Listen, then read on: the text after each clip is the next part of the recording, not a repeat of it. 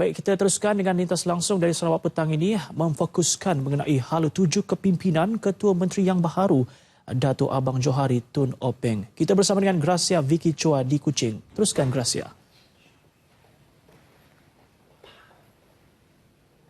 Terima kasih, Redwin di Angkasa Puri. Ketua Menteri Dato' Amar Abang Haji Abdul Rahman Zohari Tun Abang Haji Openg akan memimpin Sarawak ke arah kecemerlangan dengan cara tersendiri, namun tidak sesekali akan meminggirkan semua janji Barisan Nasional BN dalam pilihan raya umum Dewan Undangan Negeri PRU DUN Sarawak yang lepas. Manifesto BN akan dijadikan asas bagi Dato' Amar Abang Haji Abdul Rahman Zohari dalam merancang hala tuju negeri ini dengan meletakkan beberapa perancangan tambah nilai yang sesuai dengan perubahan masa. Saya akan melaksanakan janji-janji dalam pilihan raya yang lepas. Maka hala tuju saya ialah berdasarkan kepada manifesto yang kita gunakan dalam pilihan raya, di mana rakyat telah memberi mandat yang besar kepada negeri Sarawak, kepada Barisan Nasional. Beliau sedar Allahyarham Datuk Patinggi Tan Sri Adinan Satem telah mencapai satu penanda aras yang tinggi dan sukar untuk dicapai, iaitu dengan meletakkan asas yang kukuh dalam pentadbirannya yang berpaksikan kepada kesejahteraan rakyat, terutama penduduk di kawasan luar bandar dan pedalaman. Namun Dato' Amar Abang Haji Abdul Rahman Zohari berkata beliau akan melaksanakan tugas dengan cara tersendiri dan rakyat boleh menilai kepimpinannya kemudian hari. Beliau juga yakin dapat memikul amanah yang diberikan oleh rakyat selepas mendapat sokongan padu daripada jemaah menteri, kerajaan negeri dan semua ahli parti Pesaka Bumi Putra Bersatu PBB dan BN Negeri dan Pusat. Beliau berkata demikian dalam satu temu bual eksklusif bersama wartawan RTM di Wisma Bapa Malaysia, Putrajaya, Kuching.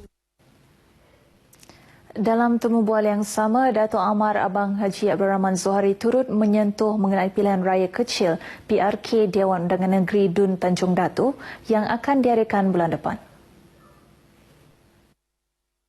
Dato' Amar Abang Haji Abdul Rahman Zohari berkata Barisan Nasional BN tidak akan mengambil mudah PRK itu dengan meletakkan calon yang terbaik dan boleh menang.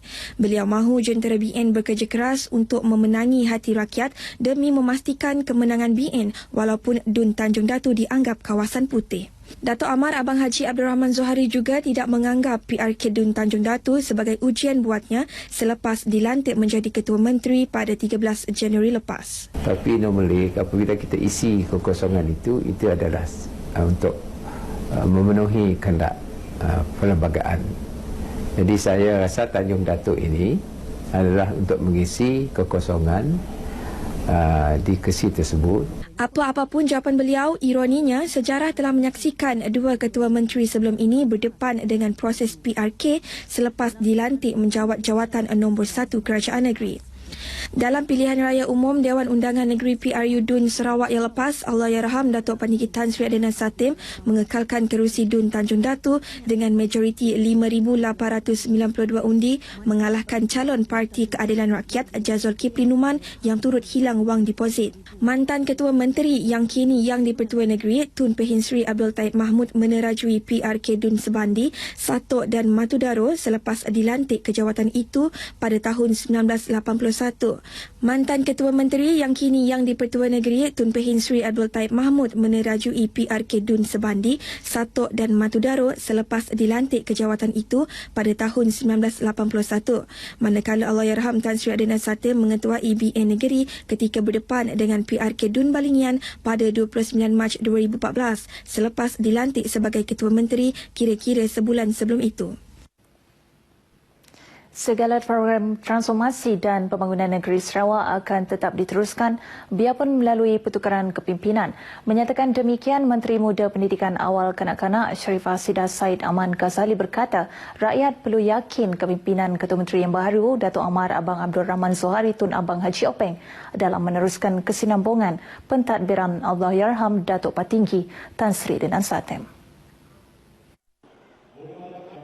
berucap pada Majlis Ramah Mesra Jawatankuasa Kemajuan dan Keselamatan Kampung JKKK Kampung Semarang Batu di Dewan Semarang Batu malam tadi, Sharifah Hasidah menambah sokongan padu rakyat amat penting bagi memastikan program transformasi berjalan dengan lancar. Kerjasama mantap antara rakyat dengan kerajaan dapat membawa lebih banyak pembangunan selain memacu usaha mencapai status Sarawak Maju menjelang tahun 2030.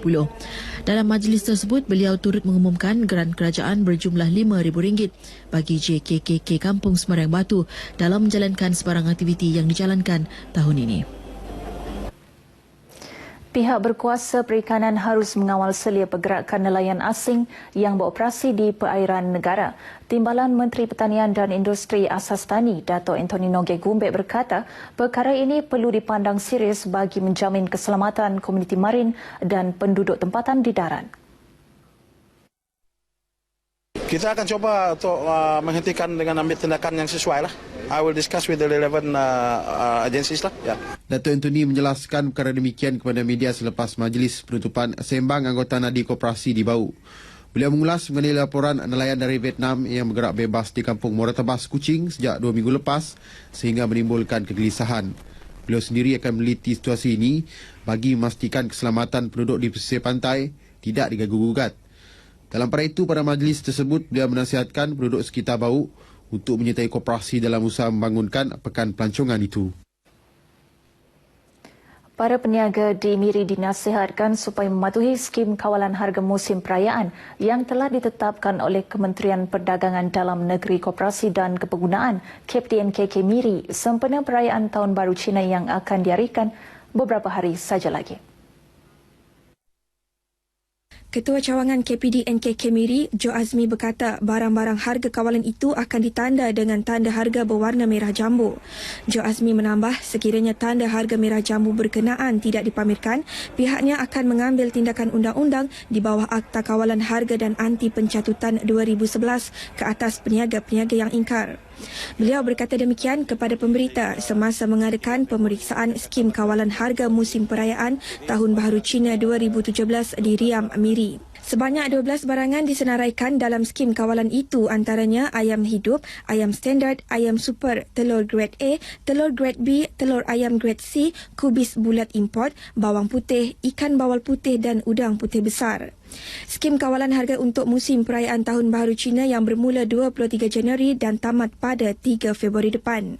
Dalam perkembangan berkaitan, KPDNKK Miri akan membuka kaunter khidmat pengguna di Pasar Krokop Miri yang beroperasi mulai dari pukul 8 pagi hingga 11 pagi pada hari Sabtu dan Ahad semasa musim perayaan ini sekiranya terdapat aduan mengenai isu berkaitan kawalan harga barangan. Walau bagaimanapun, pengadu juga boleh membuat aduan terus ke pejabat KPDNKK Miri atau hubungi talian 085 412 862 atau ke portal e-aduan KPDNKK. Setakat ini dahulu berita dari Sarawak untuk N5 petang ini. Berita seterusnya kembali bersama Redwin di Angkasa Puri. Baik, terima kasih Gracia untuk laporan dari RTM Kuching.